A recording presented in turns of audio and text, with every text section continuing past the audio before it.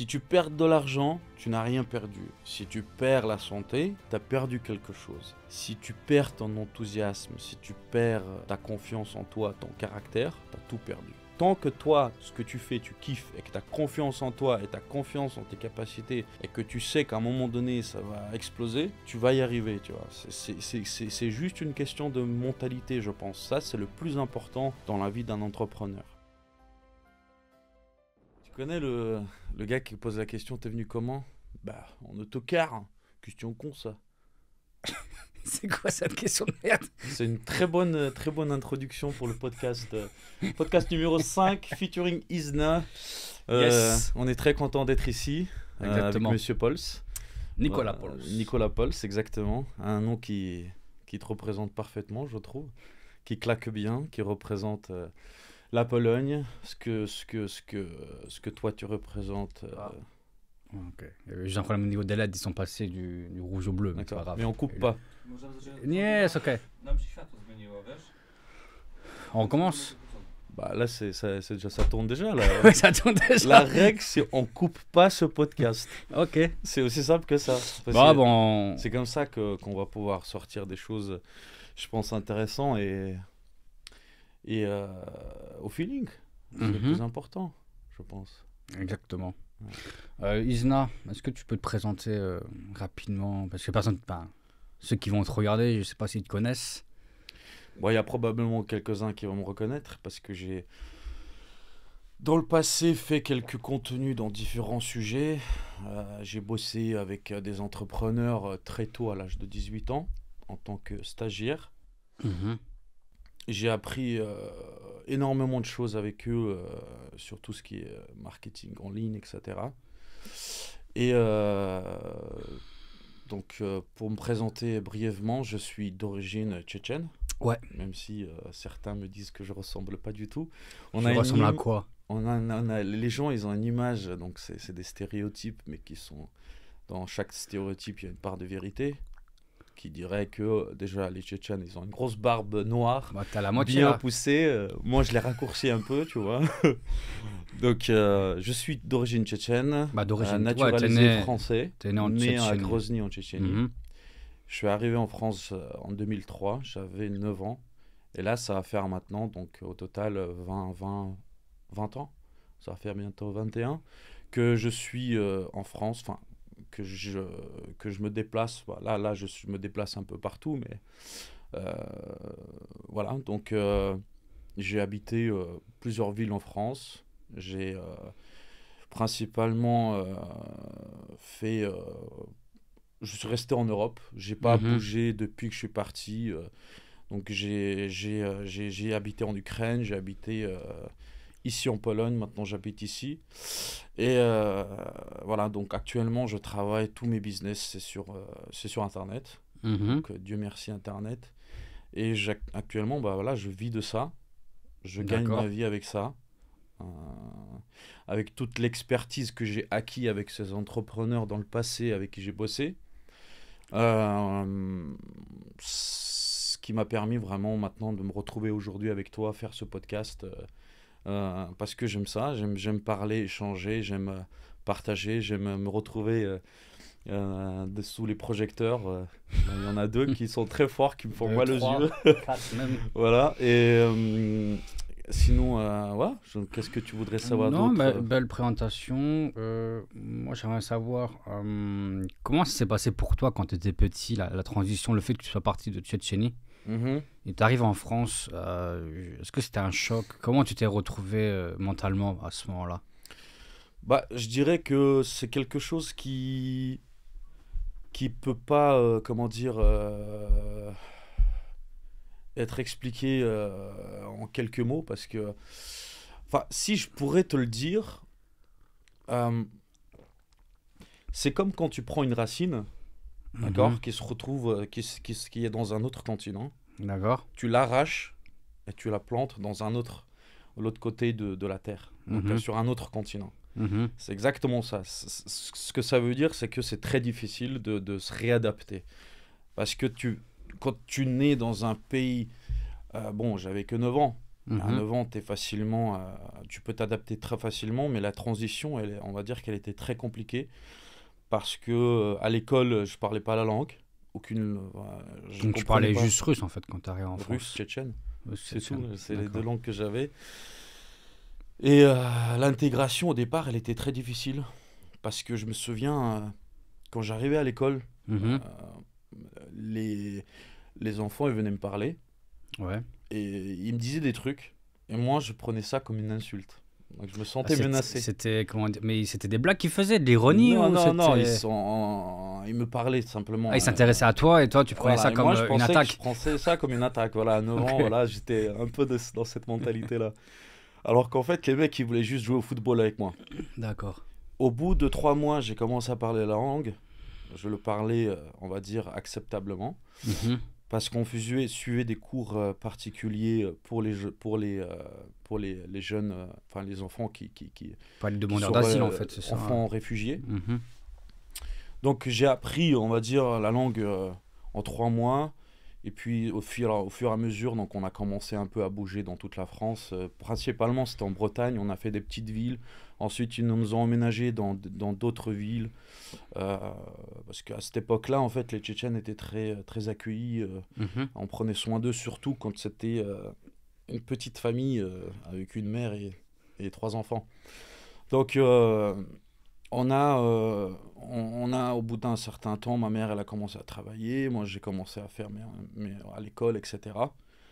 Et en fait, j'étais immergé de toute cette culture, on va dire, française, Mhm. où à la télé, j'entendais le français, je voyais des gens en français, mes amis commençaient à être des Français, etc.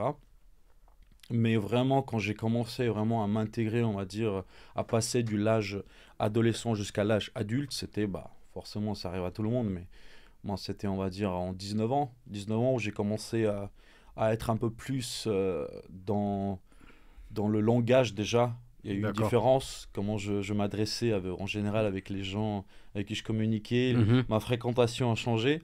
Et ça, je pense que c'était dû au fait que j'ai commencé un peu à bosser avec des gens qui étaient qui bossaient sur Internet, tu vois. J'ai commencé à m'intéresser très vite là-dedans parce que à l'école, j'étais très nul. Et du coup, j'ai fait un lycée professionnel, D'accord. électricien, Donc tu as fait pendant un 3 ans. CAP? Non, c'était un Un bac pro bac pro? Ok. électrotechnique. Donc on D'accord. m'a mis donc apprentissage alterné, donc École. école, D'accord. travail. Et ça m'a permis de goûter un peu à la misère du travail sur les chantiers. Tu vois. Qu'est-ce que tu as appris sur ça? Que c'est quelque chose que si t'aimes pas ça,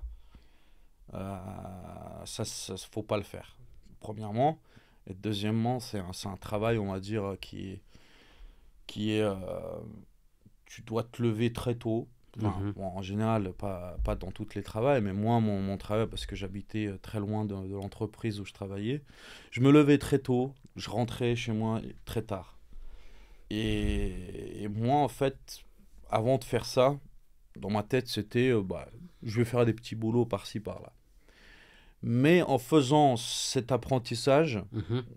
alternance, ça m'a motivé, ça m'a donné un coup de boost pour me dire, plus tard, je veux créer mon entreprise, je veux vivre librement sans avoir à me lever, à aller à un endroit, le même Spécifique, endroit donné, tous les ouais. jours, de lundi à vendredi.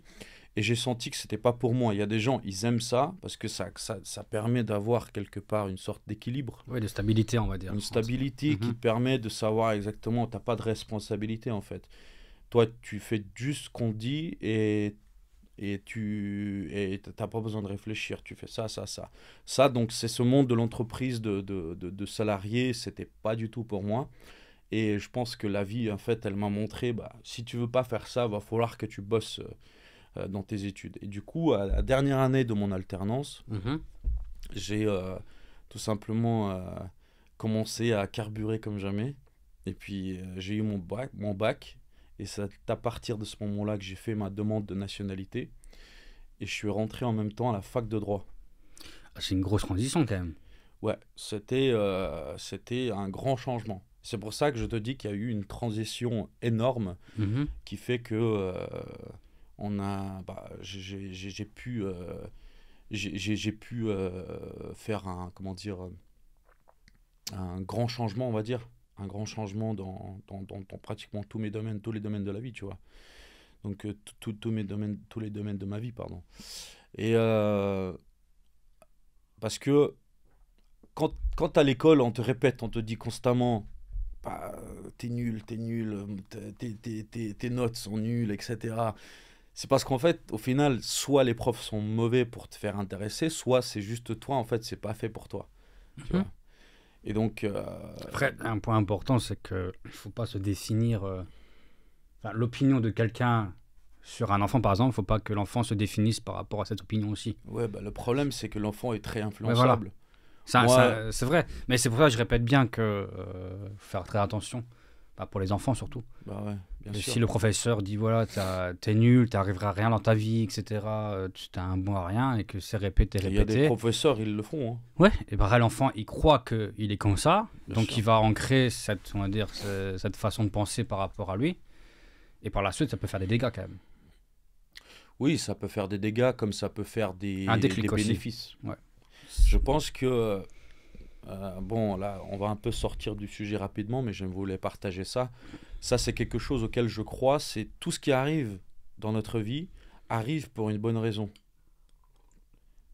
Parfois, sur le moment, on se dit, mais attends, non, mais quand c'est un truc vraiment grave, un proche qui décède ou autre chose, ou etc., tout ce qui arrive dans notre vie, à un moment donné, on peut voir le bénéfice de ça. Donc un mal pour un bien. C'est un mal pour un bien, exactement.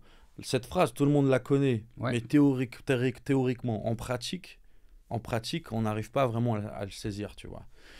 Et il faut arriver à le saisir parce que ça va t'aider quelque part à changer ta manière de réagir, tu vois. À un moment donné, tu te dis, ok, si par exemple, le fait que j'étais nul à l'école et qu'ensuite ça m'a permis d'aller dans un lycée professionnel où j'ai fait une alternance en apprentissage, où j'ai pu voir à quel point travailler en tant que salarié dans le bâtiment, c'est quelque chose de très dur. Et du coup, bah, déclic, tu passes à autre chose. Tu as compris, voilà. Tu trouves une solution pour faire autre chose. Exactement. D'où la fac de droit. D'où la fac de droit que j'ai fait pendant 2 ans. Et en fait, la fac de droit, c'était surtout parce que mon frère, il y était. Là, mon frère, il est devenu avocat. C'était le moment où j'avais terminé mon alternance qui m'a appelé, il m'a dit écoute, je t'ai inscrit à la fac de droit. Et je dis ok, tu y vas demain. Ok, je suis allé, je me suis dit bon, qu'est-ce que je fais, tu vois. Je suis allé en mode touriste et je suis arrivé. Et genre, je me suis dit, mais ok, vas-y, c'est parti. Il y a du beau monde ici. Les gens ont l'air sympas. Il y a des jolies filles. C'est sûr, ça doit changer. Il y a des jolies filles partout. Ça doit changer du lycée. Complètement. Oui, c'est un autre monde. Hein. Oui, c'était un lycée où il n'y avait que des mecs, tu vois, des mecs de quartier, etc. Mais tu arrives à cette transition, tu te dis, mais oh ouais, putain, c'est stylé, tu vois. J'ai envie de rester ici, tu vois. C'était à Strasbourg ? C'était à Strasbourg, okay. Ouais, c'était à Strasbourg. Donc, non, en tout cas, voilà, pour fermer cette réponse, j'ai énormément de chance d'être arrivé en France. Je suis vraiment reconnaissant pour ce pays et je le serai pour toujours. Je me considère en tant que Français, mais je ne perds pas mes origines. Je suis d'origine tchétchène, bien entendu. Et j'ai eu énormément de chance parce que qui sait qu'est-ce qui serait passé si j'étais resté en Tchétchénie. À cette époque-là, c'était une période de guerre. On avait beaucoup de problèmes financiers parce que quand la guerre elle a commencé, toute ma famille a perdu leurs biens, leur travail. Ma mère, elle avait une situation très aisée. Et quand la guerre elle a commencé, tout a changé. Tout a changé. On s'est retrouvés sans rien, pas d'argent. À cette époque-là, il n'y avait pas d'électricité. On vivait on avait des maisons, tu vois, enfin les maisons qui étaient à nos grands-parents, mais parfois on se retrouvait, il y a des périodes, j'abuse pas quand je dis ça, on se retrouvait genre sans rien à bouffer, tu vois, on était obligé d'aller chez le voisin pour voir s'ils avaient de la farine pour faire du pain, tu vois. Après bon, c'était pas pendant une semaine le truc, ça a duré pendant 2 jours, et puis après 2-3 jours on avait. l'eau, tout ça. Enfin, c'était vraiment une condition, on va dire. Voilà, un temps de guerre, c'est normal, tu vois. Mais on arrivait quand même à trouver le bénéfice enfin, le bénéfice, pardon. Pas le bénéfice, à profiter, tu vois. Parce que quand t'es enfant, malgré qu'il y a des situations de guerre, etc., t'arrives quand même à sortir, à jouer avec des bâtons, à courir dehors, à grimper les arbres. C'était quand même une belle période et aussi une période un peu très difficile, tu vois. Je pense surtout pour ma mère. Parce qu'elle était toute seule avec 3 enfants. Quand tu es toute seule, c'est quelque chose de très difficile. Et elle a pu vraiment nous éduquer. Elle a su nous protéger contre toutes ces mauvaises influences qu'on a pu avoir. Et c'est pour ça, voilà, donc je ferme le parenthèse. Donc la transition de passer, voilà, né en Tchétchénie à 9 ans, arriver en France, où justement tu as toutes ces portes qui s'ouvrent, où tu as la possibilité de devenir qui tu veux, bah, c'est énorme, quoi. C'est un changement que tout le monde ne vit pas, parce que les gens voilà, qui sont jeunes et qui partent de leur pays pour arriver dans un autre pays et grandir là-bas, c'est quand même un grand changement, on va dire. Tu vois. Belle parenthèse. Merci. Je tiens à le préciser. T'es un peu lente, désolé. Non, mais c'est parfait. C'est bien, on rentre dans des sujets, ouais, on va dire, en plus, un peu plus profonds. Bien sûr. Ce qui est intéressant aussi. J'ai une question par la suite. Donc, tu rentres à la fac de droit, tu passes 2 ans là-bas. Et au bout de 2 ans, qu'est-ce qui se passe? Tu décides de changer de voie. Qu'est-ce qui s'est passé en fait par la suite? Quand j'étais en alternance, j'écoutais les podcasts du mec que tu connais sûrement. Il s'appelle Tony Lux. Ah, Tony Lux, un pote à moi. Voilà, peut-être qu'il va regarder ce podcast. Ah, je sais pas, Tony, bah, je fais Sin City. Donc, ça, c'était comment on appelle ça, un acronyme, non. Un acronyme, ouais, Tony Lux, je vais pas dire son vrai nom et prénom. Ouais, bon, Tony Lux. Voilà, c'est Tony Lux. Oui, Tony Lux, je connais depuis 2008 ou 2009, je crois. Ok. Donc lui, en fait, il est très pote avec mon mentor qui m'a appris, donc il s'appelle Alexis Santin, que je salue aussi. Et lui, il interviewait des podcasts. C'était le premier blogueur que je suivais à fond à cette époque-là. Donc j'avais 19 ans.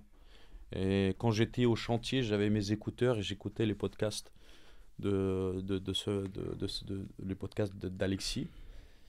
Et j'écoutais ce qu'il faisait. À l'époque, c'était le blogging, etc. Oui, c'était en 2010 alors, 2011 2010, ouais. C'était la période. Pour information, j'ai aussi créé un blog à l'époque. Ouais, j'en ai fait un aussi.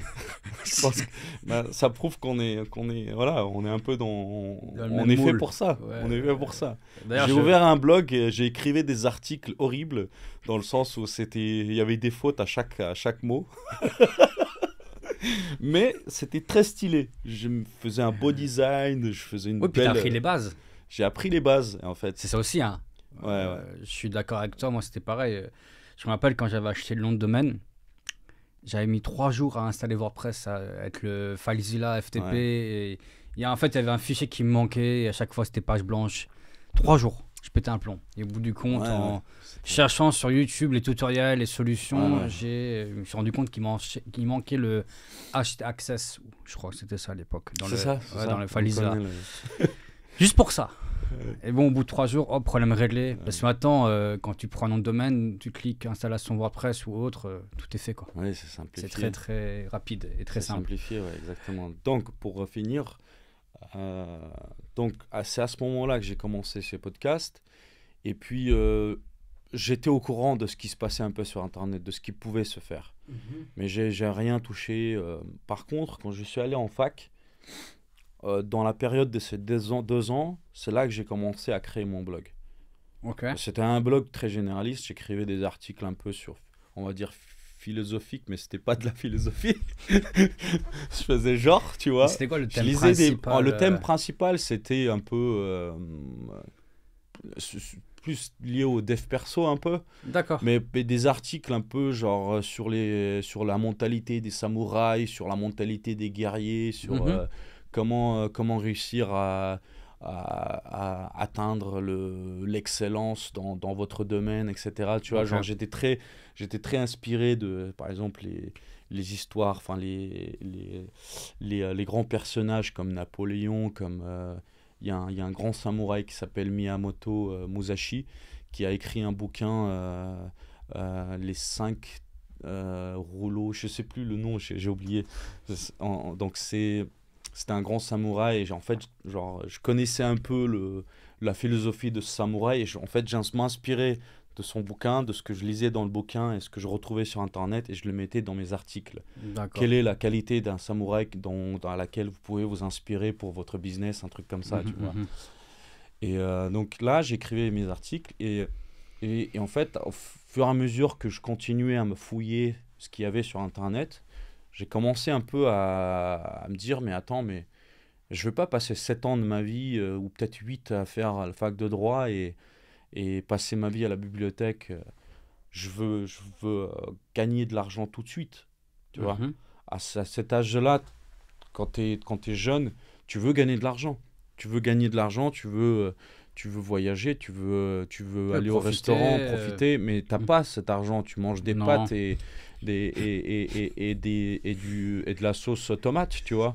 Ça je me rappelle. Mais tu vois, après, moi, j'habitais encore chez ma mère, tu vois. J'ai pas déménagé jusqu'à mes 25 ans. Mais c'était un peu... Ça me faisait peur, tu vois. Je me disais, non, mais attends, déjà que je suis nul en études, pourquoi pas se perdre mon temps à ça au lieu plutôt que de faire quelque chose où je sais que j'aime faire ça et dont je suis probablement bon là-dedans, tu vois. Donc, après les 2 ans, je me suis dit, bon, tu sais quoi, je vais lancer un petit truc, là, je vais commencer. Et c'est à ce moment-là que le premier blogueur que j'ai commencé à suivre a envoyé un mail en disant qu'il voulait fonder une équipe de jeunes motivés à apprendre et travailler avec lui. J'ai directement postulé, j'ai fait un appel avec lui, je lui ai envoyé mon blog, il a kiffé le blog. Il a dit c'est trop bien ce que tu as fait et tout. Et c'était Alexis Santins, il avait un blog qui s'appelait nouvelhomme.fr et il avait un autre truc sur le tennis, rien à voir, mais quand même je savais qu'il faisait ça. Et direct, il m'a mis dans le bain, quoi. Il m'a ok, voilà ce qu'on va faire, on va faire des masterminds, je veux que tu passes des appels et que tu closes les gens. Et j'avais 19 ans. Et il un closer en fait. Il m'a donné un script de closing, mais j'utilisais sa notoriété, tu vois. Donc je disais, je suis Alexis en ce moment, donc il fait des appels, mais nous, voilà, il nous a délégué aussi pour qu'on puisse faire les appels et pour qu'on fasse les sélections des gens qui vont être dans le mastermind. Et genre, mon premier appel, je l'ai fait, je l'ai vendu. J'ai envoyé le lien de bouton et le mec, il a acheté. Et moi, j'étais là, oh putain. Ça a fonctionné. Ça a fonctionné. Comment ça se fait? Oh merde. Merde, j'ai gagné de l'argent sur Internet. Toi, tu étais rémunéré par... En commission. En commission, ouais. Ouais, en commission, il me payait en commission. J'ai dit, waouh. Génial.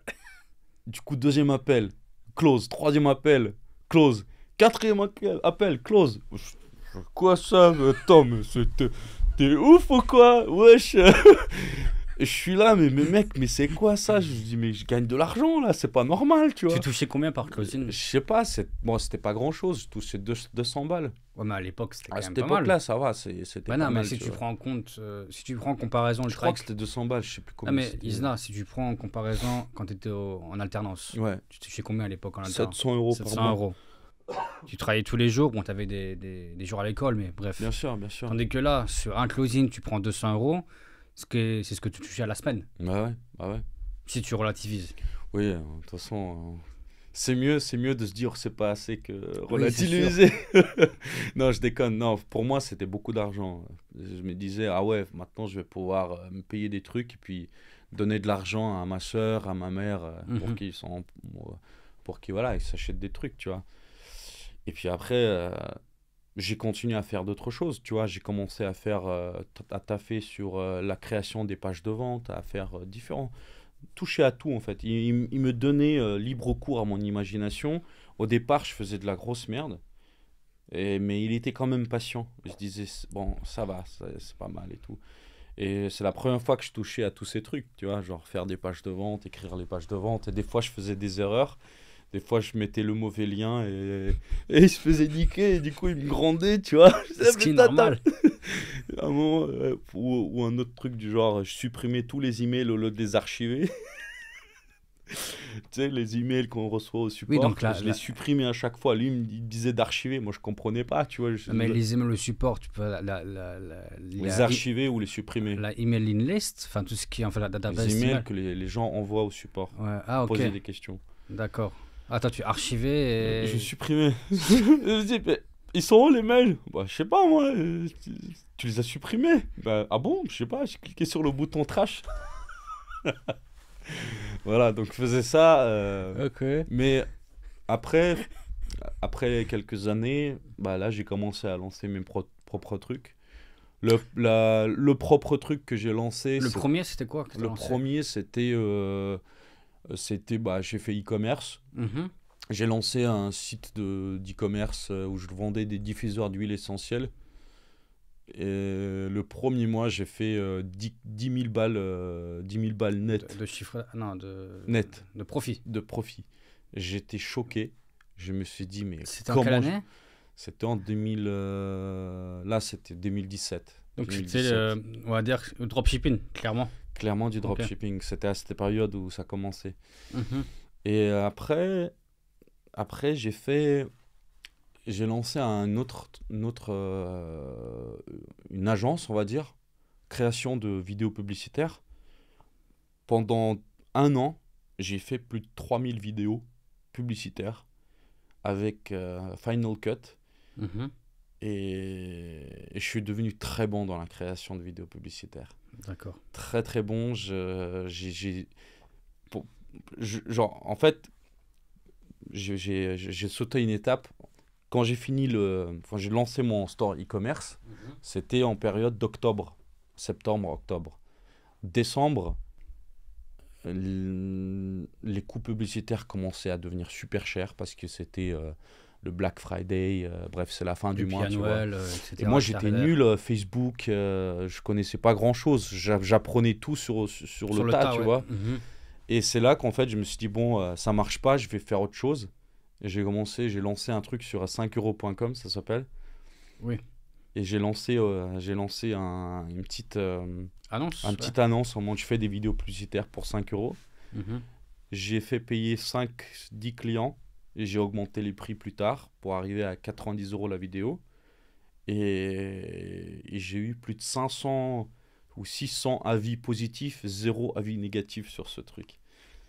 Tu mettras l'image, je te l'enverrai. Et genre, je suis devenu vraiment balèze. En fait, mon angle, c'était Facebook, c'est devenu une machine à vendre. Mais si vous ne savez pas attirer l'attention des utilisateurs de Facebook, vous ne vendrez pas.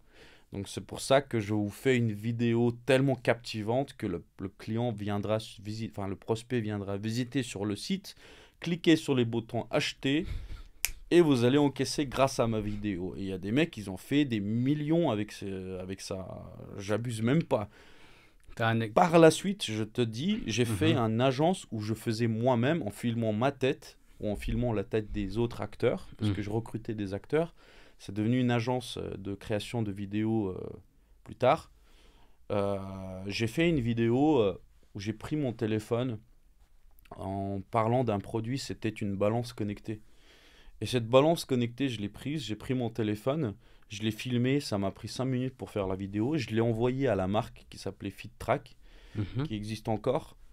Il l'a lancé sur Facebook, Snapchat, partout, et cette vidéo, elle a fait plus de 200 millions de vues sur Snapchat. 200 millions de vues. 200 millions, on te voit dessus, toi? 200 millions de vues. En France, c'est-à-dire qu'en France, utilisateur Snapchat, tu en as peut-être 15 millions.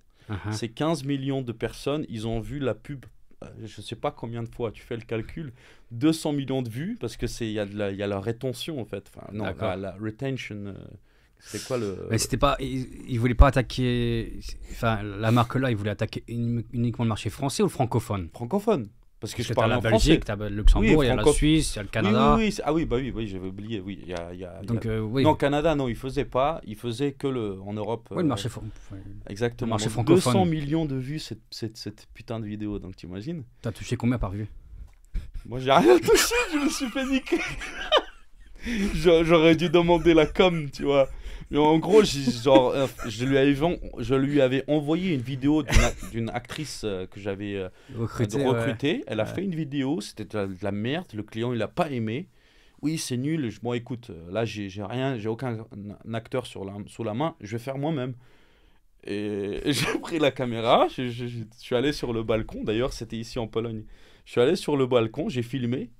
Et ouais, 4-5 minutes, j'ai fini la vidéo. Sans coupure, hein. 15 secondes la vidéo. Et je dis juste un truc, je prends la balance, je dis ce qui est bien avec la balance FitTrack, c'est qu'elle permet de traquer tes progressions, fitness, je sais pas quoi, à un angle très simple. Il l'a lancé, mec, cette vidéo, elle a tourné pendant 1 an et demi. Et 200 millions de vues, quoi. Genre, j'étais choqué. Il m'a dit c'était un des meilleurs créas, peut-être top 3 des meilleurs créas qu'il a dit de cette marque. Et cette marque, c'était le plus gros spender de Snapchat en France. En France. Et puis voilà, donc après, quand j'ai fini cette création d'agence, enfin vidéo publicitaire. Là, je suis passé, j'ai commencé à bosser avec mon associé suisse Chris.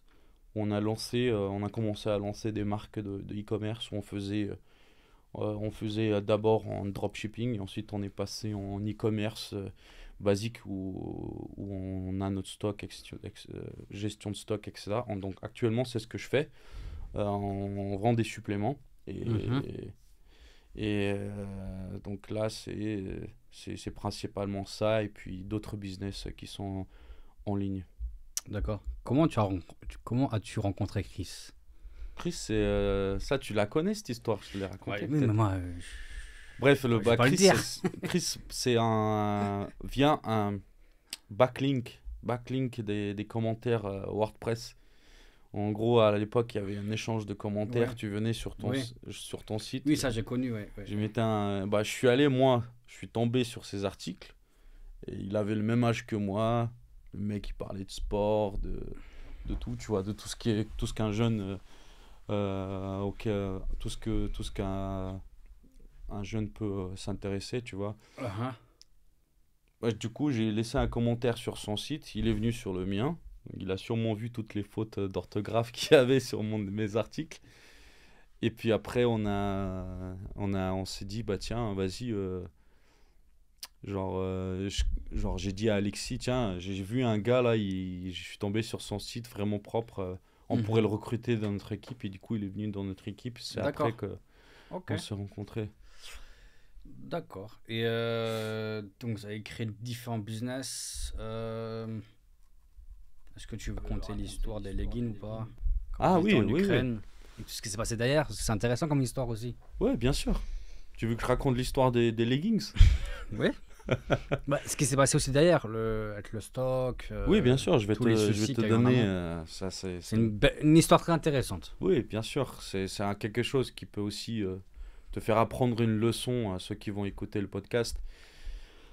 On avait des leggings qui s'appelaient des TikTok leggings. C'était un trend sur TikTok où les gens, un couple postait la photo, une fille mettait, donc la femme mettait les leggings, elle se mettait devant le mari. Bref, je ne vais pas te donner les détails. Le mec regardait les leggings, c'est trop bien, machin, et donc c'est devenu viral. Et nous, sans le savoir, en fait, c'était un leggings qu'on vendait parce qu'on l'a vu en France et on a lancé aux États-Unis. On a commencé à le vendre. Et au départ, ça vendait bien. Puis un mois après, encore bien. 2 mois après, encore bien. On a commencé à chiffrer. On se dit, mais en fait, il est bien ce produit. Quand tu parles de commencer à chiffrer, c'était à l'ordre de combien? Dans les départs, je pense que ça en faisait dans les... c'était 4000 balles de vente par jour, à peu près. Au début ou... Ouais, dans les débuts. Et quand on a lancé. Ensuite, c'est allé très loin. Je pense, on a commencé à lancer sur Snapchat en faisant des des créatifs images que j'utilisais. On avait fait des créatifs avec des modèles ukrainiennes qu'on a trouvés à Kiev. Parce que vous habitez à l'époque à Kiev, hein, juste on pour habitait, préciser, hein. c'était à Kiev, ouais. Avant la guerre, en fait. Avant la guerre, on était là-bas, donc on a commencé à les vendre. On n'avait pas de stock, c'était 100% dropshipping. Et c'est là que, genre, je pense en janvier, février, que ça a explosé. On arrivait à... En fait, c'était très graduel, mais à un moment donné, il y a eu un pic incroyable où on est arrivé à 100 000 dollars de vente par jour. 100 000 dollars. De CA. De chiffre d'affaires. D'accord. Et sur ça, il restait combien en profit? En profit, je pense qu'il y avait dans les 18-22% de marge. Ouais, disons 20% de marge, quoi. 20%. Ah, c'était quand même une petite marge. C'était une petite marge parce que les leggings coûtaient pas cher, mais on en vendait pas mal. Et ça a continué. Sur les 80% de coûts, c'était donc publicité, marketing principalement alors. Et livraison. C'était stock. Tout inclus. Non, là, il n'y avait pas de stock au départ. Stock, on faisait pas de stock. Mais du coup, sur les 80%, si on comprend bien, c'était quoi la majorité des frais dans ça? Parce que 80% de frais, c'est quand même énorme. Le coût publicitaire, le coût produit. D'accord. Ouais, c'est les deux en fait. C'est les frais. Après, tu as les frais t'as les autres frais, mais bon, c'est... Nous, ce qu'on faisait, c'était vraiment compter les frais. On faisait les calculs pour arriver au bénéfice net et ouais, on arrivait donc, grosso modo, 20 000 euros par jour de profit généré. 20 000 euros de profit par jour généré pendant je sais pas combien de temps. C'est qui pétille. Oui, ça a duré longtemps. Et on arrivait, oui, on n'était pas loin des... Je pense c'était la première fois qu'on s'est rapproché du million, quoi. Du million net de profit. Sur le compte en banque. Tu regardes sur ton compte en banque, t'es presque à 1 million, quoi. Ok. Et donc, le chiffre d'affaires, il explose, ça devient exponentiel. Oui, voilà. Donc là c'est cette partie-là qui devient, on va dire, intéressante et frustrante à la fois. En fait, à ce moment-là, on n'était pas vraiment au courant, quand ça marchait, que c'était un trend, en fait.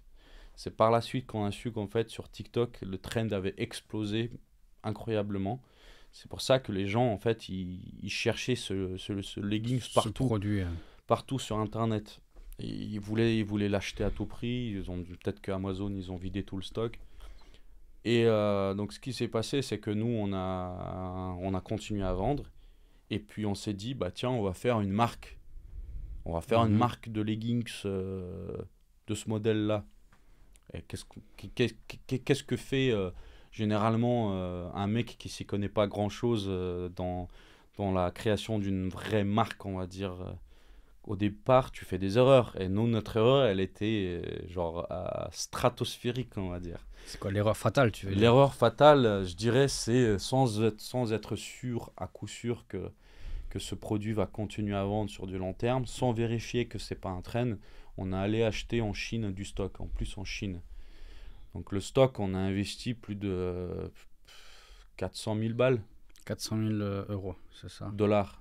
Oui, on parle en dollars. Ouais, en dollars, 400 000 dollars. 400 000 dollars de stock. Ok. Donc tu envoies 400 000 dollars en Chine, à des Chines. On n'est pas raciste, d'accord?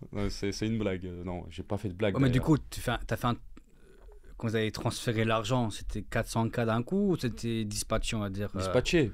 Ok, genre pas 30K là, 30K. Trois fois. D'accord. C'est des beaux virements déjà. C'était des magnifiques virements. Ils étaient contents. Hein. Alors eux nous disaient oui, en 3 mois ça sera prêt. Et ça a mis 6 mois en fait. Donc, et du coup, entre-temps, la trend a commencé à baisser? Oui, en été, il n'y avait pas de trend en fait.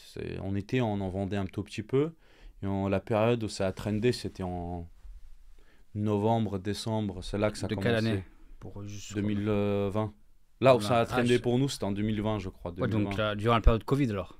Ouais. Ok. Et du coup, vous commandez 400K de leggings. Ils ont mis 6 mois pour préparer la commande? Vous n'avez pas reçu entre-temps, je sais pas, à intégrer la commande. C'était vraiment, il fallait attendre 6 mois pour avoir lancé la commande. Vous avez reçu. Je me souviens pas très bien. J'ai pas envie de dire de conneries parce que tout ça, la gestion de stock, on avait Chris et quelqu'un. Enfin, on avait quelqu'un qu'on avait recruté. En gros, je crois qu'en fait, on a été livré en dispatché. C'était pas en tout d'un coup. Ouais. D'accord. Mais le premier cargo pour arriver, il a mis du temps quand même.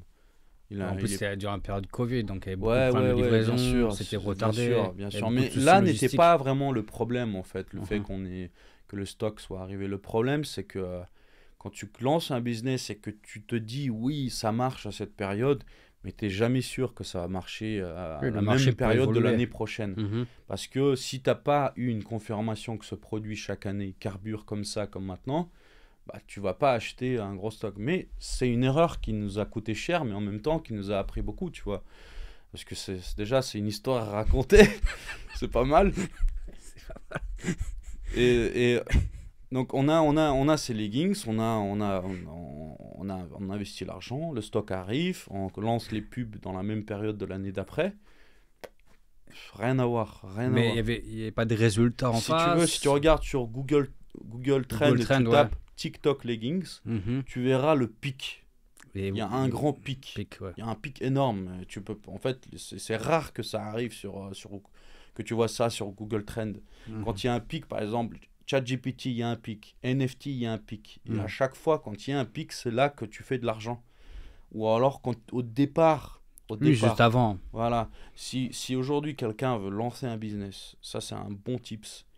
Quand vous trouvez un trend comme ça, qui est en train de monter et qui risque d'exploser, lancez un business dessus, je vous garantis que vous allez faire de beaucoup d'argent. C'est un point, il faut le rentrer dans la tête, ça, c'est super important. Mais c'est pas un truc en mode, les gens ils doivent pas constamment chercher ça, parce que des fois c'est sur un coup de bol. Tu peux pas. Oui, forcément, là en fait, on l'a fait chance. sans savoir. Ouais. Parce qu'on a vu un mec faire de la publicité pour ce produit.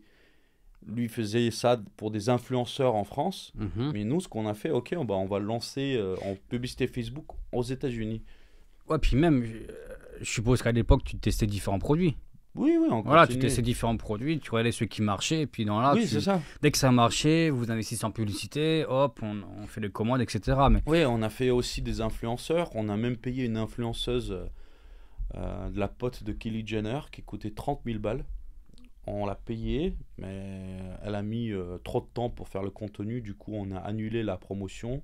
Nous ont remboursé l'agence avec qui on était passé. Et cette meuf, elle avait, je sais pas, peut-être dans les 20 millions de followers. Et on voulait faire une promotion avec elle pour nos leggings. Mais on a fait des promos avec des petits influenceurs par-ci, par-là. Qui nous rapportait plus ou moins pas mal. Et en fait, on est venu à ce produit parce qu'on voulait apprendre à faire des promotions d'influenceurs. Parce qu'on avait vu qu'on faisait ça en France. Et nous, on a voulu le faire aux UK et aux États-Unis. Donc, on a lancé le truc. Et donc, la période arrive.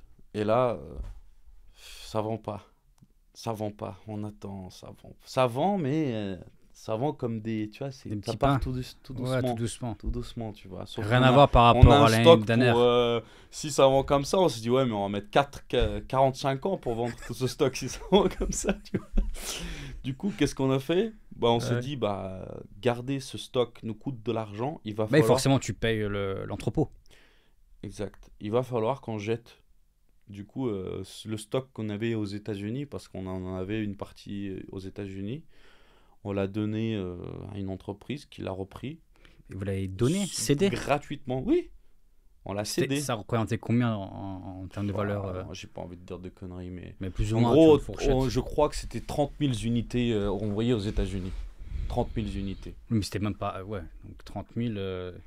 une unité environ, allez, si on dit que ça coûte dans les $3 de 90 90K, 100K quoi. Oui, 100K à peu près, ouais. Et en Chine, on avait l'autre partie. Du coup, vous avez cédé les... On a cédé ça, en Chine, on a vendu pour pas cher, on les a vendus. Là, on en a encore d'ailleurs, pour info. Bon, si vous en voulez, contactez Isna. Ouais. Mais ce store, il continue à vendre. Il continue à vendre. Il y a quelques ventes par-ci, par-là, en organique même. On le laisse tourner, ça fait des ventes. Donc voilà, donc la leçon, c'est la morale, ne vous précipitez pas. Quand vous voulez faire une marque et que vous dites la chose la plus logique à faire, c'est d'acheter du stock. Ne faites pas ça. D'abord, il faut étudier correctement le marché, pourquoi les gens achètent, de comprendre les clients, de comprendre les patterns, de comprendre est-ce que ce produit peut durer sur du long terme, etc. Il ne faut pas investir de l'argent quand tu n'es pas sûr, en fait. Quand tu n'es pas sûr à 100% que ce produit va cartonner. Dis-moi, j'ai une question par rapport à ce passage de ta vie en termes de business. Ouais. C'est comment tu as ressenti les choses sur le coup, parce que avant, vous prenez le stock, vous investissez, je pense qu'il y a un peu une euphorie aussi, tu sais, d'entrepreneuriat. Tu dis, oui, on va casser la baraque, etc. Tu imagines des choses. Et là, boum, la réalité est différente. Le fait de prendre la décision de céder le stock, de vendre à prix bradé, etc. Comment toi, tu as ressenti les choses personnellement dans ta tête? Quand on vendait le stock? Ouais, quand tu dis mince, en fait à la base on devait vendre pourtant le prix et finalement on doit tout vendre à un prix discount, bradé complètement, voire donner parce qu'on perd de l'argent avec le stock. Bah, je pense que ça peut se définir comme pour de la frustration et du regret, c'est tout. Mais très vite on est passé à autre chose. Hein, parce qu'on en rigole. Hein. Enfin, je veux dire, on y pense vite fait, ça dure 5 minutes et après on passe à autre chose. Je veux dire, là, c'est marrant quand même, tu vois. Enfin, quand j'en parle, je rigole, tu vois. Oui. C'est pas en mode, oh mon Dieu, tu vois, je me suis pas retrouvé à la rue. On a encore de l'argent, on avait de l'argent de côté. L'argent qu'on a gagné avec ces leggings, tout ça. Parce que il n'y a pas juste l'argent pour le stock qui est parti. Il y a aussi l'argent qu'on a utilisé marketing. Pour recruter des gens, pour payer des experts, pour payer des mecs qui font la publicité, pour payer des designers, pour payer des supports clients. On avait 9 personnes qui faisaient les emails par jour parce qu'on avait 3000 emails que les clients envoyaient. Et on avait 9 personnes qui faisaient juste le support. C'est énorme. Hein. Ouais, c'est pour ça que l'argent s'est volatilisé un peu, mais on a quand même réussi à garder. Mais je pense que tu vois, quand un truc comme ça arrive, tu as une période où t'es anéanti un peu. C'est pour ça, c'était ma question en fait. T'as pas eu des doutes ou genre limite un burn-out ou tu dis c'est pas fait pour moi, où tu remets tout en question par rapport à ta vie d'entrepreneur? C'est ça, en fait, par rapport à tes choix. Parce que là, en fait, c'est pas un truc fatal, on va dire. Je veux dire, entre guillemets, fatal. C'était pas quelque chose qui montrait que le business, ça ne marche pas, tu vois. Le business marche bien, c'était juste le geste était mauvais en soi. C'était une erreur de... Oui, l'action. C'était une erreur, tout simplement, tu vois. Tu commets une erreur, tu connais une erreur, c'est voilà... Mais voilà, et tu perds de l'argent, tu vois. Tu perds de l'argent. Mais il y a un truc que je veux ajouter là-dessus, c'est le fait de perdre de l'argent, oui, c'est quelque chose de vraiment, vraiment difficile. Mais il y a un passage que j'ai vu, que j'ai entendu d'un film qui dit « Si tu perds de l'argent, tu n'as rien perdu. Si tu perds la santé, tu as perdu quelque chose. » Si tu perds ton enthousiasme, si tu perds ta confiance en toi, ton caractère, tu as tout perdu. Tu vois ce que je veux dire? J'adore cette phrase parce qu'elle montre bien qu'en fait, elle prouve bien qu'en fait, quoi qu'il arrive, l'argent, tu arriveras à le faire. Et c'était cette mentalité qu'on avait. Et on a réussi, hein, on a lancé plusieurs fois d'autres projets et ça cartonnait à chaque fois. Pas comme au même niveau que les leggings, mais ça tourne bien. Ça tourne très bien, tu vois. Je suis content. Je sais qu'à chaque fois, on peut faire mieux. Mais avec ce coup des leggings, on n'a pas encore réussi à répéter la même chose, le même pattern pour l'instant, tu vois. Mais j'y crois. Donc c'est pour ça que les 3 choses que je t'ai citées, c'est tu perds de l'argent, c'est pas grave. Parce que tant que toi, ce que tu fais, tu kiffes et que tu as confiance en toi et tu as confiance en tes capacités et que tu sais qu'à un moment donné, ça va exploser, tu vas y arriver, tu vois. C'est juste une question de mentalité, je pense. Ça, c'est le plus important dans la vie d'un entrepreneur. Si t'as pas ça, autant ne pas devenir entrepreneur. Parce qu'aujourd'hui, il y en a beaucoup qui essaient de prôner que la vie d'entrepreneur, c'est génial, travailler depuis chez vous, voyager, c'est génial, mais on ne te montre pas la vraie réalité qui te demande d'être responsable dans tout ce que tu fais, en fait, en tant qu'entrepreneur. Mais c'est un coût à payer, mais qui en vaut la peine. Moi, je préfère vivre comme ça que de travailler dans une entreprise en tant que salarié, tu vois. Et je dis pas que c'est une mauvaise chose. Moi, j'ai dans ma famille, j'ai des amis aussi. Mon frère, lui, il est avocat, ça n'a rien à voir, mais des gens qui travaillent en tant que salariés, c'est un équilibre. Mais ceux qui essaient de les motiver, par exemple, moi, j'étais comme ça. Quand je suis devenu, que j'ai commencé à gagner de l'argent, des petits jeunes de ma famille qui étaient autour de moi, j'ai essayé de les motiver pour qu'ils deviennent comme moi. Mais en fait, c'est plus tard que je me suis rendu compte que, un, tu peux motiver personne, et deux, la vie d'entrepreneur, c'est pas fait pour tout le monde. Je suis d'accord avec toi. C'est pas fait pour tout le monde. Ne te mets pas dans ce milieu si t'es pas sûr de ce que tu fais. Parce que ces coups de perdre les 400 000 balles, moi je le raconte pas à ma famille. Hein. Ils vont le savoir là. Ouais, mais là, ça va, ils regardent pas normalement. Je le raconte pas, tu vois. Je raconte pas. Enfin, je crois qu'à mon frère, vite fait, je lui ai mis un mot, tu vois, mais je lui ai pas donné les chiffres exacts. C'est pour dire que voilà, c'est une réalité différente, tu vois. C'est quelque chose de. Attends, comment tu peux perdre 400 000 balles, tu vois. Voilà. Mais mis à part, c'est pour revenir par rapport à ton point de vue entre le monde salarié et le monde de l'entrepreneuriat. Moi, je me rappelle quand je travaillais en tant que salarié, donc j'ai eu différents métiers entre guillemets. Et je me rappelle toujours que voilà, à 5h ou 18h, je finis le travail. Je rentre chez moi, je vais à la salle de sport, je faisais mes trucs. Le week-end à l'arrivée, bah, t'as pas cette charge mentale à gérer. Voilà, tu rentres chez toi, c'est fini. T'as pas l'accès à tes emails, tu prends pas l'ordinateur chez toi. Hop, t'es tranquille, quoi. Alors que quand tu crées un business, et que surtout sur Internet, c'est pas un business physique, c'est un business de service. Enfin, même dans ton cas, c'était de l'achat-vente de leggings, par exemple, ou d'autres produits. Ça s'arrête jamais. Tu peux avoir un problème, par exemple, à minuit, à 1h du matin, et que toi, tu dois gérer, par exemple. Ou trouver la personne qui peut se solutionner. Et c'est une charge mentale aussi qui est, on va dire, dans mon salarié, qu'on retrouve pas. Ouais. Après, ça dépend des métiers. Je sais pas il y a d'autres métiers, ça se trouve, on le retrouve. Mais ce que je me rappelle par rapport à ma vie, mon expérience professionnelle, je sais que voilà, 17h, hop, rentre à la maison tranquille et on passe à la journée suivante. C'est beaucoup plus simple, je trouve. Il n'y a pas de. Puis il y a aussi la stabilité, entre guillemets financière, de se dire voilà, tous les mois, je vais toucher tant. Je sais pas, 1500, 2000 euros par mois, etc. Ouais, alors que dans l'entrepreneuriat, en fonction des actions ce que tu fais, soit tu restes sur un chiffre d'affaires récurrent, mais il peut se passer des choses que tu ne maîtrises pas. Genre le Covid, ça peut être une opportunité comme un coup dur pour le business, etc. Ouais. Ça a été une opportunité pour les salariés. Ah oui, travailler à la maison, tranquille. Oui, télétravail. Mais ce que je veux dire par là, c'est qu'on peut avoir un business qui tourne, mais il suffit qu'il y ait des éléments extérieurs qu'on ne maîtrise pas. Et là, ça peut être très compliqué à gérer. En tout cas, moi, je ne te verrai pas en salarié parce que ça, je vais le dire et je vais le redire. La capacité que tu as d'appliquer les idées que tu as en tête, elle est juste incroyable. Tu ne réfléchis pas, tu fais. Et ça, c'est une qualité que chez les entrepreneurs, on le retrouve, tu vois. Quelqu'un qui fait son propre business.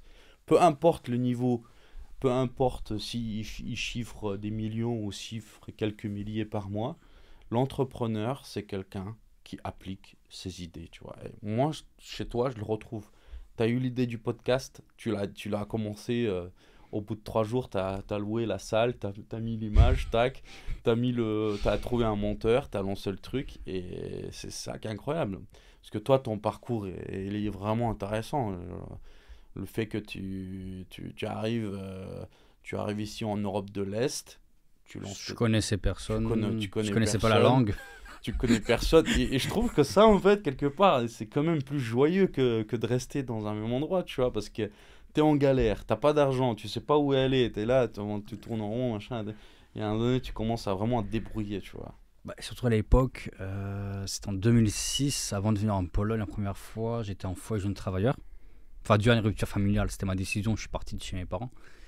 Et donc j'ai fini en foyer jeune travailleur. Entre-temps, on m'a hébergé pendant 2 mois chez des amis. Donc je dormais sur le canapé, voilà. Et ce qui m'a marqué aussi à l'époque-là, c'est que quand tu squattes le canapé de tes amis, c'est pas chez toi. C'est pas ta clé, c'est pas ton frigo, c'est pas ta Ouais, bouffe. t'es pas à l'aise, quoi. Et ça a duré 2 mois comme ça. Ouais. Puis j'ai fini en foyer jeune travailleur. À l'époque, mon épargne, je crois que c'était environ 1000 euros. Donc ça part vite. De toute façon, tu dois manger, tu dois bien faire des choses. Et finalement, j'ai fini en foyer jeune travailleur à Puy-des-Rosiers à Metz. Metz-Queuleux pour ceux qui connaissent peut-être. Et je me rappelle à l'époque quand j'avais postulé pour différentes offres d'emploi, j'ai eu un entretien au Pôle emploi. Et au Pôle emploi, j'ai fini au McDonald's.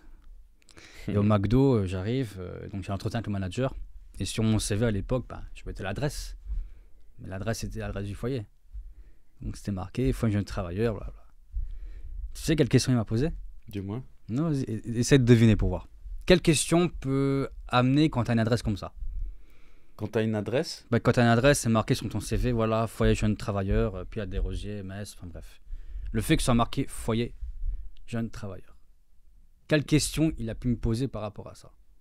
Est-ce que vous avez de l'expérience? Non. Je sais pas.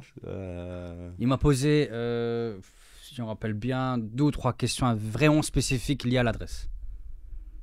Qui m'ont étonné sur le coup aussi, je te rassure. Liées à l'adresse, je n'ai aucune idée. Dis-moi. Première question, est-ce que j'ai fait la prison? D'accord. Deuxième question, est-ce que j'ai un casier judiciaire? Ok. Troisième question, c'est quoi mes fréquentations? Juste lié à l'adresse, j'ai fait, écoutez, moi je suis en rupture familiale, j'ai pas de casier judiciaire, j'ai pas fait de prison, rien de tout cela. Moi je vais travailler ici parce que j'ai besoin d'argent, tout simplement, faut que je paye le foyer de jeune travailleur. Et dans le foyer de jeune travailleur, il faut un contrat de travail pour pouvoir rester aussi, point important. Tu ne veux pas rester au chômage par exemple ou ne pas travailler, autrement le contrat avec le FJT et ils arrêtent et tu n'as plus d'appartement en fait, tu n'as plus de logement. Sachant que c'était payant aussi le foyer de jeune travailleur, c'est pas gratuit. Pour, moi à l'époque je payais 450 € par mois la chambre de 9 mètres carrés avec une petite salle de bain. Et ça comprenait 20 repas au self en bas, voilà. Grosso modo. Et au McDonald's, je touchais 700-800 € par mois. Ah ouais. C'était ça à l'époque. Tout ton argent partait dans ton loyer. J'avais les appels, heureusement, 150 € environ. Mais derrière ça, le foyer, je me rappelle à l'époque, c'est pas un environnement qui t'aide forcément à évoluer. Tu as 2 choix en fait au foyer, je pense, personnellement, de ce que j'ai appris moi. Soit tu deviens neutre, tu t'es distant et tu te dis c'est une transition de ta vie et que les choses par la suite vont évoluer par rapport à tes actions, tes décisions. Soit tu te fais influencer et là c'est la porte ouverte je pense pour aller plus loin dans des choses on va dire malsaines dans ta vie future. Et moi j'ai décidé de rester neutre, de me dire ok c'est une transition. Et au bout de quelques mois quand j'étais au foyer, je travaillais aussi au Black dans la maçonnerie. Et je me rappelle, je faisais de 8h jusqu'à 17h, je travaillais sur les chantiers. Et à 17h, les mecs du chantier, enfin les responsables, me déposaient au McDo. Et je faisais de 18h jusqu'à 2h du matin la ferme du McDonald's. Un jour ça a été, 2 jours ça a été, 3 jours ça a été. Au bout du 5e, 6e jour, j'étais épuisé physiquement. Et quand tu arrives au McDo, imagine-toi, tu es un client et tu vois celui qui nettoie la salle, mais il marche bizarrement, tu sais. Je crois qu'il est bourré. C'était moi, mais en fait, j'étais fatigué. J'étais exténué. Et ça a duré comme ça pendant 2-3 semaines. Et un jour, je me suis réveillé. Je dis, mais non, je peux pas rester là. J'ai 19 ans. McDonald's, ça m'intéresse pas. J'ai fait le tour. En plus, le traitement au niveau managérial là-bas était pas top. Maçonnerie au Black, non merci. Je dis, mais je peux pas, ça va pas. Et d'où ma décision en fait de faire une aiguille. On m'a proposé de partir en Pologne. Je dis, vas-y. j'ai rien à perdre. En plus, tu parlais pas le polonais à ce moment-là. Je connaissais personne. Et l'anglais? L'anglais, anecdote pour te dire, durant cette période-là, je voulais partir de Metz. D'accord. Et je trouvais pas de travail en fait à côté dans la région. À l'époque, c'était très compliqué pour le marché de l'emploi des jeunes. Et finalement, je me suis dit, si en France, mon profil ne correspond pas aux entreprises, je vais aller voir ailleurs. Et j'avais postulé à l'époque pour un job en tant que serveur à Londres. Et je me rappelle l'entretien, je l'ai vu dans une cabine téléphonique. Sérieux. Et la dame au téléphone, elle commence à parler en français, puis après elle dit, on va passer, on va tester ton niveau d'anglais. Au bout de 5 minutes, elle dit, mais c'est pas la peine, prends des cours d'anglais et tu m'appelles dans 6 mois si ça va mieux. Et du coup, l'entretien, il est complètement foiré. Et bref, pour te dire, mon niveau d'anglais à l'époque, c'était, on va dire, scolaire. Ouais. Et derrière ça, quand on m'a proposé de partir en tant que volontaire en association en Pologne, j'ai dit oui. Et les gens m'ont dit, les gens en France m'ont dit, mais t'es un grand malade, tu te rends pas compte, tu pars en Pologne, c'est le tiers-monde, et blablabla. Le tiers-monde. Mais en 2007, imagine. Oui, c'est sûr. Fin 2006-2007. C'était plus ou moins le tiers-monde, ouais. Quand je suis arrivé, non. En fait, je me suis rendu compte que... Ah ouais? Ah non, c'était déjà développé. En 3 ans, ils ont eu le temps de tout faire. J'étais à Wrocław et c'était déjà développé. Wow. Il manquait des autoroutes. C'est pour ça que j'aime vraiment, tu vois, cette mentalité polonaise, quoi, est incroyable. Ça, c'est clair. Et je me rappelle, je suis arrivé à Wrocław. 3 ans. En bus, et quand je suis arrivé là-bas, on m'a montré la ville, etc. Et je me suis dit, en fait, mais ça n'a rien à voir, en fait, l'image que j'avais à l'époque de la Pologne et de ce que je vois en vrai. Et je me suis rendu compte, tiens, ici c'est intéressant quand même. J'ai passé 3 mois en Pologne à Wrocław en tant que volontaire. À l'époque, en fait, c'était l'Union européenne, en fait, la Commission européenne qui finançait le projet en association. Ça s'appelle le Service volontaire européen. Et du coup, c'était une mission de 3 mois. J'ai travaillé dans un centre pour les enfants. Et je travaillais du lundi au vendredi. J'avais, je crois, 25 heures par semaine de travail, il me semble.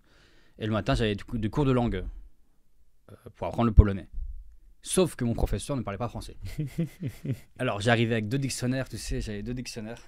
Anglais, français, et je crois polonais, français ou anglais, je ne sais plus. Et mon professeur, 1h30 par jour, du lundi au vendredi, il m'apprenait le polonais. Et j'apprenais aussi sur le coup l'anglais, en fait, à peaufiner l'anglais. Et au bout de 3 mois, ça m'a servi, forcément, ça m'a beaucoup aidé.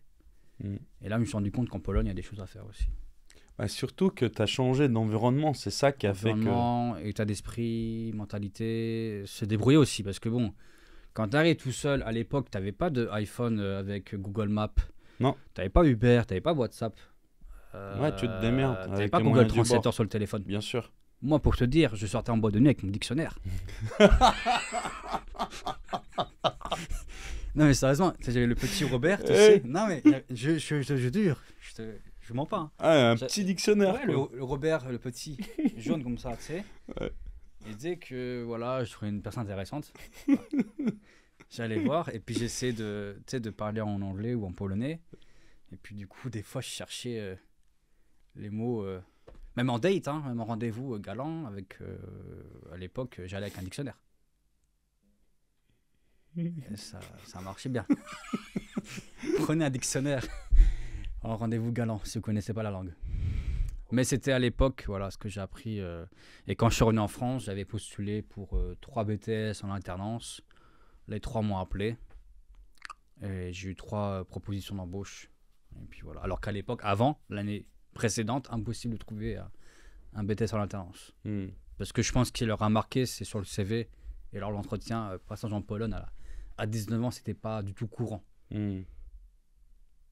Et t'as fait ton BTS en France, et après t'es revenu en Pologne.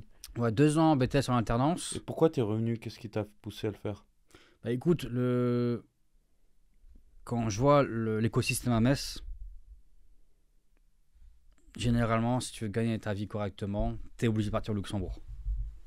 Luxembourg, j'accroche pas. Je suis pas fan du tout. Et m'imaginer faire les allers-retours tous les jours en voiture, être frontalier, etc. Puis la mentalité luxembourgeoise, ça m'attire pas. Et avoir connu la Pologne, Je dis, c'est intéressant. Je trouve que c'est un pays intéressant qui va encore se développer en plus à l'époque. Bien sûr. Parce qu'en 3 ans, si tu me dis que ça a commencé vraiment à aller loin, je suis impressionné. Et donc, fin 2009, j'ai postulé de nouveau pour un service volontaire européen. Et cette fois-ci, j'ai fini à Łódź, à Lodz, en français, à l'ODZ, à 1h30 de Varsovie. Et je me rappelle, j'avais pris le bus, pareil, de Metz, Eurolines, Lodz, 24 heures à l'époque. Et j'avais lu sur Internet comme quoi c'était la ville la plus dangereuse de Pologne. À une époque, j'ai un ami qui m'a raconté, il habitait là-bas avant qu'il rentre dans l'Union européenne, c'était une ville très criminelle en fait. La Pologne en général, c'était un pays très criminel. Mais les choses ont beaucoup changé. Oui, c'est ça qui m'impressionne, comment en espace de quelques années, le avant-après, il est incroyable. Tu vois pas ça tous les jours. Puis les mentalités aussi ont beaucoup changé. Je veux dire, tu sors dans la rue, tu te dis, ah, putain, mais en fait, t'as pas, en fait, c'est tellement genre, la sensation tu vas pas te faire embrouiller ici, elle est genre incroyable. Il n'y a pas de mecs qui vont venir te chercher la merde. Là, par terre, c'est propre. Partout, parce que je pense que chacun... J'ai l'impression que c'est une mentalité, on va dire, collective qui fait que voilà, ils prennent soin des lieux, ils prennent soin de leur endroit. Et ils ont cette mentalité de bosseurs, en fait. À partir du moment où ils étaient rentrés dans l'Union européenne, ils ont saisi les opportunités d'investissement de l'Union européenne pour faire monter leur économie, pour améliorer la qualité de vie et tout. Et je trouve ça incroyable. Incroyable. Oui, dans 5-10 ans, les choses vont encore évoluer. Bien sûr, ça va aller loin. Et je pense que tu es au bon endroit ici, notamment pour ce que tu as fait pour les... Parce qu'avant, après, il y a eu une suite, tu vois, mais... Non, mais l'histoire est assez longue, en fait. Je vais pas rentrer dans tous les détails, ça, mais en fait, ce qui est assez drôle, c'est grâce à mon business dans l'immobilier.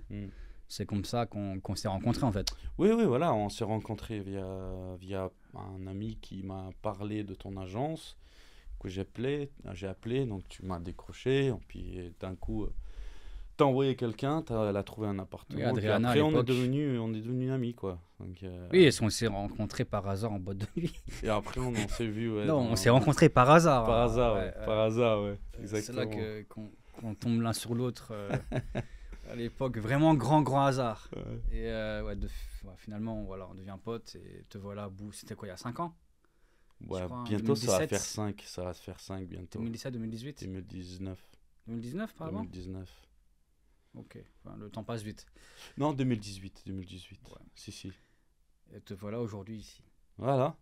C'est moi qui t'a forcé à faire le podcast. Je voulais à tout prix me faire interviewer. T'es le 5e, hein. Ouais, c'est un très beau chiffre. T'aurais voulu être numéro 1 ou numéro 10. Non, c'est un très beau chiffre. Chiffre du milieu, c'est parfait. 5e. C'est parfait. Et voilà. Et du coup, on continue encore l'échange, donc c'était au total... Ouais, il nous reste encore 20 minutes. 20 minutes Parfait. Bah, moi, je pensais qu'on avait déjà... Ok. Non, on n'a pas encore fini, hein, je te rassure, on est encore... Bois de l'eau si t'as soif. Non, moi, ça va, là, je suis bien, là. C'est pas de la vodka, hein, ça va. Ouais. Non, mais le cadre, j'aime beaucoup ici, j'aime beaucoup comment c'est aménagé. T'as trouvé un excellent studio. Oui, donc, pour revenir parce que voilà, bon...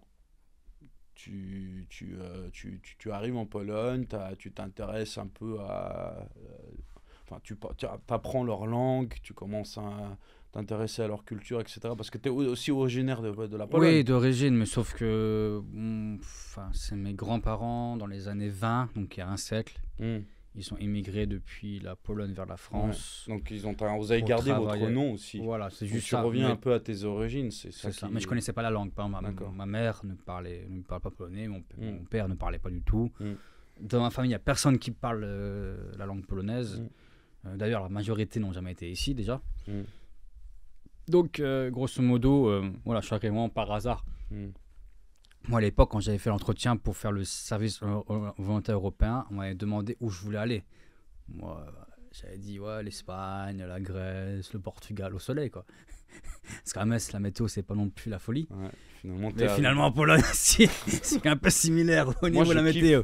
Moi, je kiffe quelque part ça, en fait, parce que ça pousse un peu à te bouger le cul.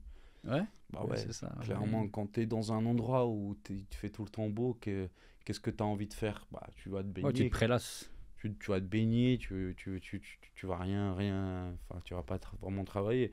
Tu es dans un pays, il fait froid, il y a de la neige, il y a du vent, c'est gris. Qu'est-ce que tu fais? Tu vas travailler. Pour nous, les entrepreneurs, c'est parfait. Tu peux pas trouver mieux. Après, bon, il y en a qui vont te dire, il y a Dubaï, etc. J'ai jamais fait Dubaï, mais voilà, j'irai un jour peut-être. Mais je trouve qu'aussi, il y a un petit point, un bénéfice à être dans un pays où il fait froid, tu vois. Je pense. Même pas tout le temps non plus. Hein. Non, c'est pour ça qu'il y a l'été. Oui, heureusement. Et l'été, c'est bien à Varsovie. L'été, c'est bien.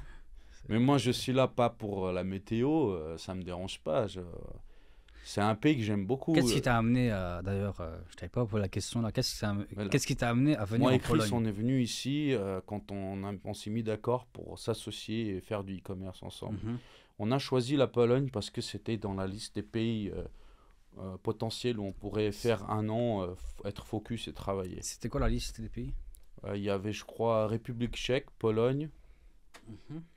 euh, qu'est-ce qu'il y avait? Grèce, je crois. Ok. Hongrie, tu veux dire? Grèce. Ah, Grèce, ok, excuse-moi. Grèce. Si, Hongrie aussi. Ouais. Si, Hongrie, ouais, totalement. Estonie, peut-être ou pas? Non, c'était pas Non, c'était pas dans la liste. Voilà, donc on a choisi la Pologne parce que je l'avais visité bien avant que je vienne. Ok. J'ai beaucoup aimé. Vous avez à l'époque visité Varsovie ou d'autres villes en Pologne? Varsovie. Cracovie aussi, j'ai fait. En quelle année? Tu t'en rappelles? Oula, 2016, je crois.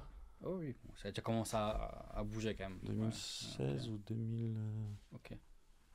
Non, je dis des conneries. 2018, pardon. 2018, c'était un Coupe du Monde France. Ok. France-Croatie, je me souviens, venu en Pologne la première fois. Ok. Et donc ça t'a plu? Ouais, j'ai beaucoup aimé, Et C'est... t'as influencé Chris dans la décision? Bah, Chris, lui, en fait, finissait son contrat il bossait dans une banque à l'époque. Uh-huh. Il finissait son contrat et il devait trouver un truc à faire, tu vois. Et je lui ai proposé, vas-y, on tente un coup, on y va 3 4 mois juste pour tester. On lance le business e-commerce, voilà, j'ai ce business, si t'es motivé. Il a dit, ok, vas-y, on y va. Et on a lancé ce truc et on a commencé à faire de l'argent. Et du coup, bah, lui, il n'a pas repris son taf, il n'a pas refait son contrat. Moi, on a continué à faire ici en Pologne, quoi. Donc l'idée, c'était vraiment d'habiter ensemble, de travailler ensemble Mhm. et d'être dans un endroit où il n'y a pas la famille, où il n'y a pas les amis, où on connaît personne. Et quand on a fait ça, en fait, je sais pas, c'était instinctif, mais on se disait en même temps, ça nous permettra d'être focus.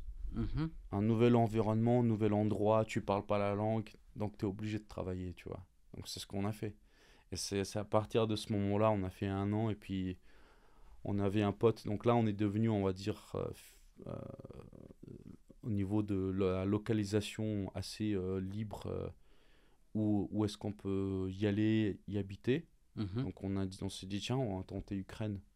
Ouais, Kiev. On avait des potes là-bas en fait. Ici en Pologne, on avait toi, on avait quelques potes par-ci par-là, mais pas des potes vraiment proches. Mais là-bas, j'avais un pote à moi qui était très proche à Kiev. Et c'est à Kiev que j'ai rencontré énormément de gens très intéressants. Kiev, c'est aussi une très bonne ville. Je sais pas si toi t'as été ou pas. Rapidement, j'ai fait un petit saut Ouais. là-bas. Kiev, c'est une très bonne ville. On a passé là-bas 2 ans. Et puis, bah, avant que la guerre commence, la guerre a commencé, on s'est barré. Et puis, Chris, là, il est reparti là-bas. Mhm. Et il habite là-bas. Moi, je suis resté ici pour l'instant.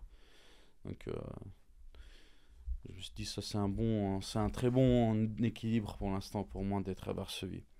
Après, je rentre régulièrement en France, donc c'est pas très loin, c'est à 1h30 d'ici en avion. Et ouais, donc j'aime beaucoup en fait, j'aime beaucoup tout le niveau de vie, à quel point c'est facile. T'as ton avion, tu arrives à l'aéroport, tu prends ton Uber, t'arrives à la maison, t'as faim, tu commandes, Le mec, il prend l'ascenseur, il prend les escaliers, il monte, il te dépose la bouffe.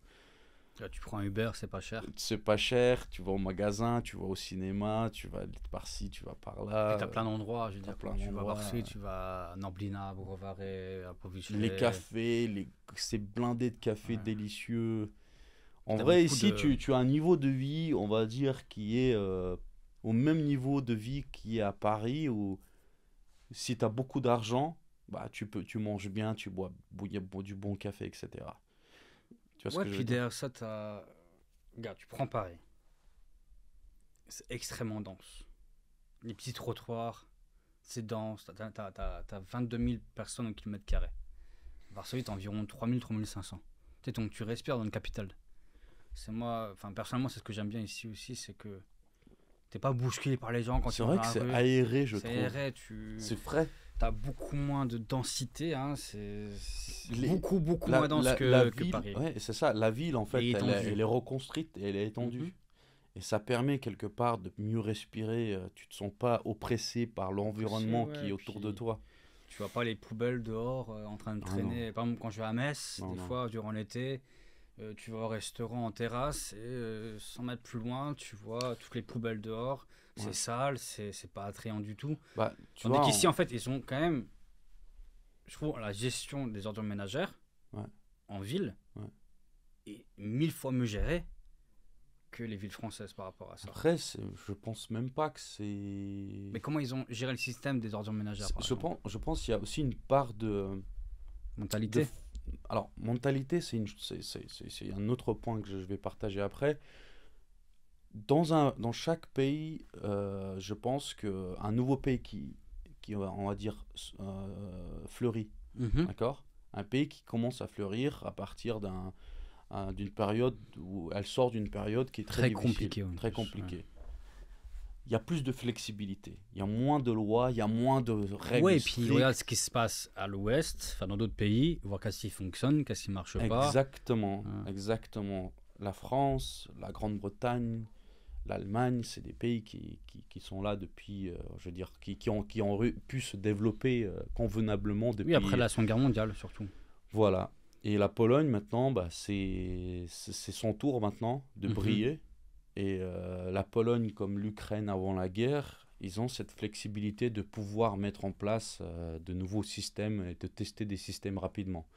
Tandis qu'en France, tu as toute cette paperasse, tu as tous ces trucs de oui, mais les voisins, le quartier, les syndicats, le machin, il va pas être content, il faut pas faire ça comme ça, il y a la grève, ils veulent pas ramasser les poubelles, les machins. Ici, on doit ramasser les poubelles, voilà comment on le fait.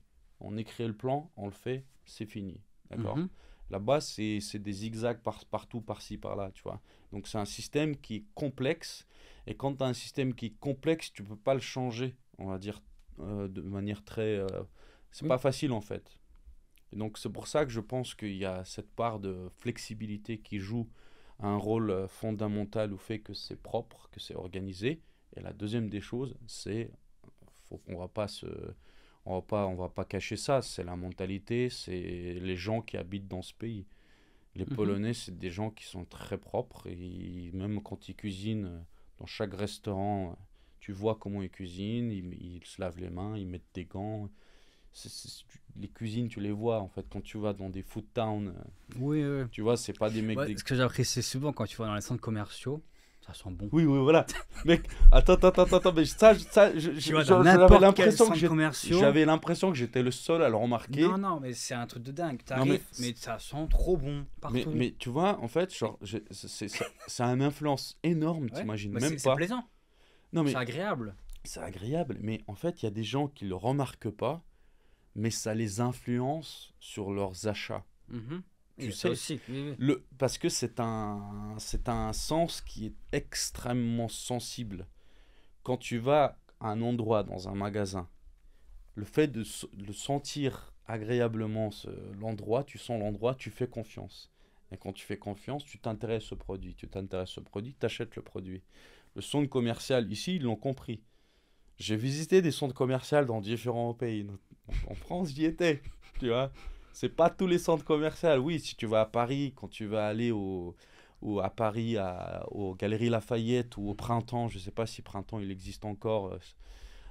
Si tu vas dans toutes sortes de galeries, oui, ils vont parfumer l'endroit, etc. Mais pas dans tous les endroits.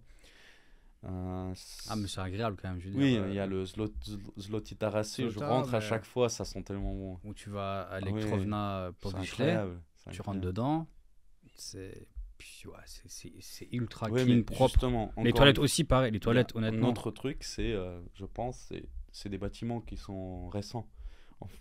En France, c'est des vieux bâtiments, tu vois. Mais c'est après, ils ont rénové aussi. Quand tu prends même la rénovation, usines. J'y étais il y a 2 semaines à Galerie Lafayette à Strasbourg. C'est rénové à l'intérieur, mais la clim, elle est très mal faite. Quand tu es à l'intérieur, tu te sens écrasé par le bâtiment.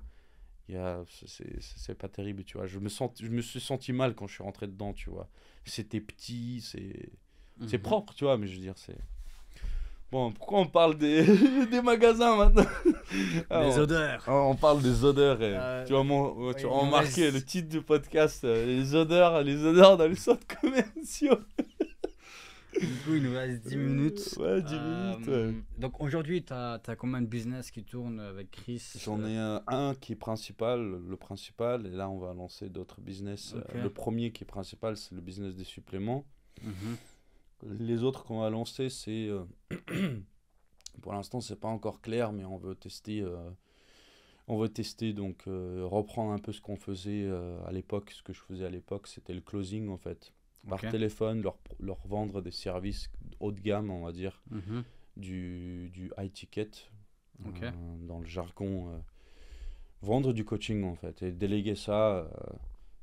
Donc ça... Et puis sinon, ouais, c'est principalement tout ce qui est sur Internet, en fait. Ouais. Après, il y avait d'autres business que moi j'avais en tête, que moi je voulais lancer. Après, bon, j'ai rien fait dessus, hein, mais par exemple, le contenu, c'est quelque chose que j'aime beaucoup.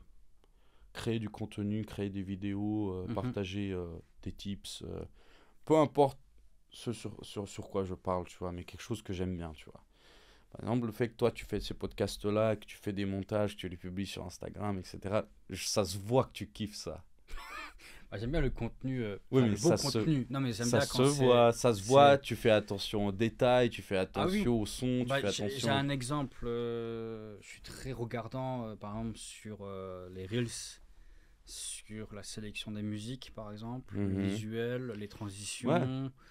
que ce soit avec mon caméraman pour les vidéos en immobilier, je suis chiant. Mais je suis chiant. Ouais. Mais c'est après, je me dis que même si on fait pas beaucoup de vues, honnêtement, tu sais, mes vidéos YouTube, je dois faire 200, 300 vues dans l'immobilier, 400, 500. Mais après, j'ai dit autant faire de la bonne qualité parce que c'est pour un respect envers l'audience aussi. Et que les gens sont contents de voir ça. Tu vois ça comme ça, d'accord. Je vois ça aussi, parce que si je fais des vidéos où la qualité elle est médiocre, ou l'audio par exemple, il est pourri, le visuel, pourquoi le faire en fait? C'est quoi l'intérêt? Donc autant faire ça de manière professionnelle, même si on est amateur, et on fait un contenu qui est intéressant aussi, de qualité. D'accord. C'est mon point de vue après, mais c'est ce que j'ai appris aussi au fil du temps, quand tu vois mes premières vidéos sur YouTube où j'étais tout seul. Je mettais en place le téléphone, le cadrage, il était comme ça, c'était n'importe quoi, j'avais pas de microphone. Le montage, c'était moi qui le faisais. Ouais, t'as fait tout. Ouais, j'ai compris que non, en fait. J'ai fait 2 vidéos comme ça, j'ai compris que ça. C'est pas du tout intéressant de faire comme ça.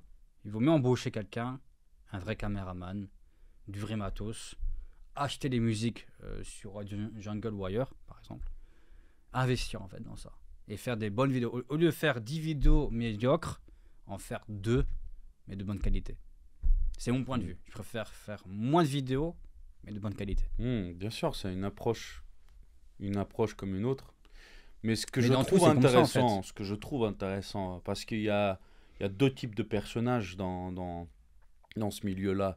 T'as le personnage du mec qui pense trop et qui fait rien, et t'as le personnage du mec qui pense pas trop mais qui fait, tu vois, qui fait le contenu. Toi, t'as les deux. Tu vois ce que je veux dire? Toi, t'as les deux, tu vois. Tu penses trop et tu fais. Et je connais des mecs qui réfléchissent sur la couleur, sur le fond, sur le filtre. Je parle en général même de création de site ou de business, landing page, peu importe. Le mec qui va réfléchir à des détails, mais pas croyables. J'en fais partie, mais en moins, tu vois, je suis sûr que je finis le truc, tu vois. Mais bosser de vite, mais de faire de la qualité, c'est ça que... Après, il faut trouver les bons partenaires. C'est comme moi. Au départ, c'est tout doit être fait par toi-même, je pense. Oui, pour tu dois toucher. Oui, pour comprendre ce que tu veux aussi. Tu dois toucher. De toute façon, tu sais que même quand tu délègues, en général, si au départ, toi, tu as tout fait toi-même, et que ce que tu fais, tu le kiffes et que tu veux que ce soit parfait, ça va être très difficile de le déléguer à quelqu'un d'autre. Parce que soit tu vas refaire le travail, soit tu vas être frustré. Généralement, c'est très difficile de déléguer, tu vois. Moi, je déléguerai à personne la création de vidéos, par exemple. Ah bon? Ah non. Moi, je délègue. Parce que non. J'ai pas les compétences, par exemple, sur Final Cut. Oui, moi, je veux dire... tout l'ensemble. Après, j'ai la vision du projet, d'accord, en tête, de ce que je veux. Maintenant, j'ai mon monteur pour les podcasts, il sait ce que je veux. Donc, il le fait correctement. Il suit les instructions. Pour les Reels, c'est différent, par exemple. Là, j'ai testé un jeune pour des Reels. Malheureusement, le résultat que j'ai reçu n'a pas satisfait. Donc, je pense pas qu'on va renouveler. Tu n'as pas essayé toi-même de faire les Reels? Si, mais après, c'est chronophage. C'est le temps, l'investi dans tout ça, quoi. Et moi, je préfère déléguer, payer quelqu'un. Je reçois le contenu. Éventuellement, je vais utiliser l'application sur téléphone pour mettre les sous-titres, qu'il n'y ait pas de faute, par exemple. La musique, c'est moi qui la sélectionne. Donc, tous les Reels que je reçois, c'est sans sous-titres et sans musique. Sans sous-titres, sans musique. Voilà, je veux juste qu'il y ait le montage. Les transitions de montage. Parce que généralement, les monteurs sur Reels, niveau musique, je suis pas satisfait. De nouveau, la sélection. À chaque fois, je veux retomber dessus. Oui, il faut qu'ils arrivent à synchroniser avec la thématique. Ouais, mais la musique, c'est... En fait, t'as un point important de ce que j'ai appris. T'as pas de bon film sans musique. Non, bien sûr. Mais la musique seule Il sans film, faut capter la vibe de ce qui est dit dans la vidéo. Et pour ça, il faut que ce soit un monteur français et qui a de l'expérience, je pense. Mais ça aussi. Il faut arriver à capter la vibe, en fait. C'est ça le plus important. Si tu mets une musique triste dans un truc où tu te dis des trucs marrants, tu vois, oui, ça n'a pas de sens. Ça n'a pas de sens. Il faut de la cohérence, ouais.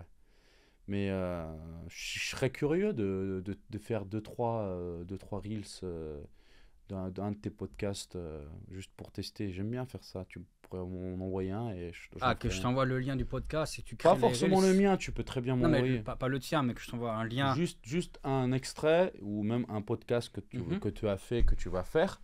Et je ferai un test et puis tu me dis ce que tu en penses. En fait, au niveau des montages des reels, on a le podcast qui dure en moyenne, le temps que nous on passe, c'est 90 minutes par podcast, d'accord? C'est le temps du podcast. D'accord. Pour pouvoir discuter tranquillement et pas être en... Ouais, ça dure un quart d'heure, t'as la pression, machin, il faut pas sélectionner les moments. Et donc, sur les 90 minutes, c'est de trouver entre 5 et 10 passages les meilleurs. 5 et 10 Déjà, il faut étudier le podcast. Ouais.